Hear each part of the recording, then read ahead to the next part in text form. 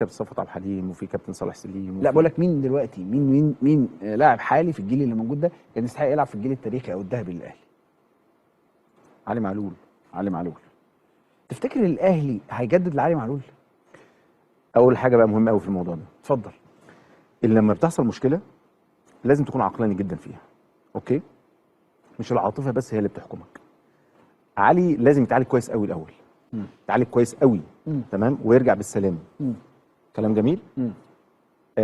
دي خطوه اولى، من خلال بقى اتفاق، من خلال تكلفه، من خلال كل حاجه. لكن كمان انت مهم قوي تبقى فاهم ان الاجانب 5.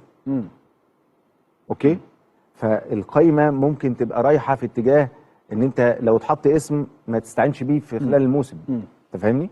لكن الاول سلامه علي.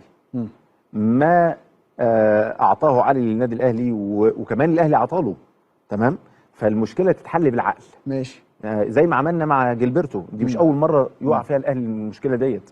يعني نفس الاصابه على فكره كانت لجilberto. فعلي سلامته الاول تبقى اهم حاجه. صحيح. لكن الامور التعاقديه والامور التنفيذيه ما تخلش باللوائح، عشان انت كمان كنادي ما تتضرش، تبقى عملت الاثنين، سلامه اللعيب وامنت فرقتك. صحيح.